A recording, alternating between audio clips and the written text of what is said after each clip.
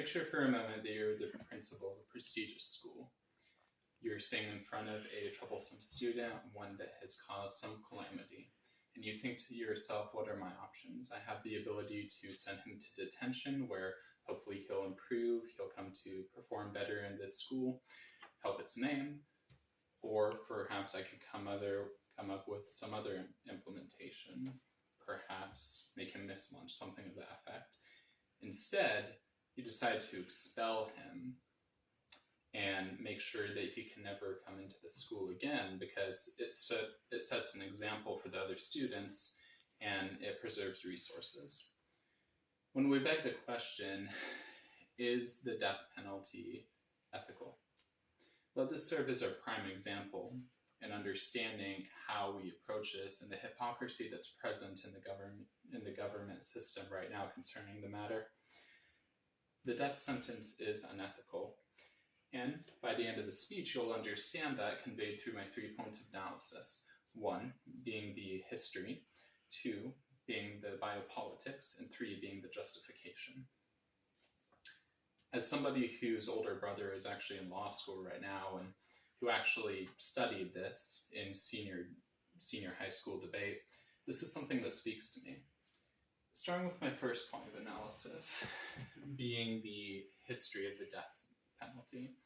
According to narratives of the death sentence cited in my works, this breaks down the history of what the death penalty is, why it was implemented. The idea was that the capital punishment would serve as a deterrent to other people who hopefully would now not try to attempt whatever infamous crime this person said. And so the idea wasn't that this was to serve the person who was being punished. This was directed toward everyone else, the audience. Imagine being in the early 1900s after you've committed murder, some atrocity. You're sitting in a chair and you hear a flip switch. The electricity pulses through your veins, and it's not the shock that will actually kill the person. In this manner, which was the form of execution for quite some time, the searing heat from the pulse would eventually boil and cook their heart until death. Moving on to my second point of analysis, being the biopolitical factor, biopolitics.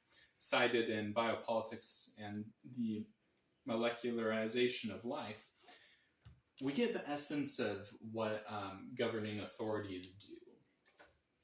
What is biopolitics? Well, whenever you put the roots together, break down the etymology, you understand that it's the government deciding essentially who lives and who dies. This was actually a popular protestation against drafting, again in the early 1900s, particularly around World War II. And this has been perhaps the biggest question, in my opinion, against the death penalty.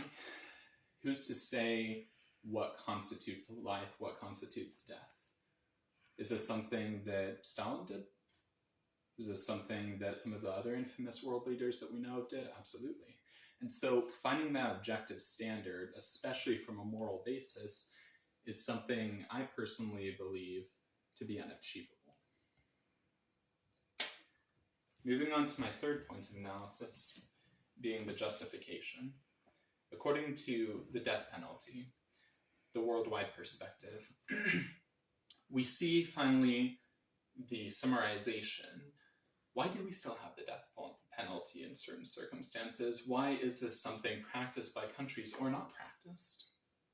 Well, most often, whenever you speak with someone about this, you'll hear something like, why are they being fed whenever my children are not being as well fed? Why are we investing resources?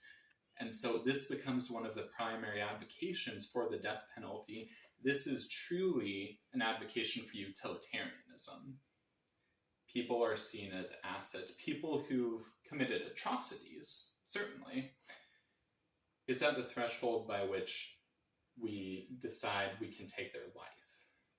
How much bad does a person commit before they go from a number to a liability, to an asset, to commerce?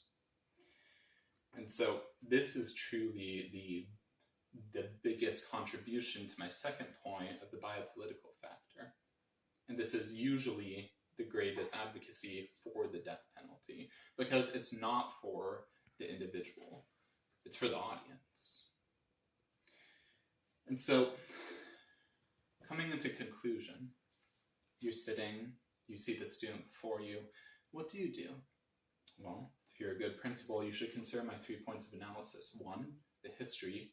2, the biopolitics. And 3, the justification. Will you be the person to expel the student or the person from life? Thank you.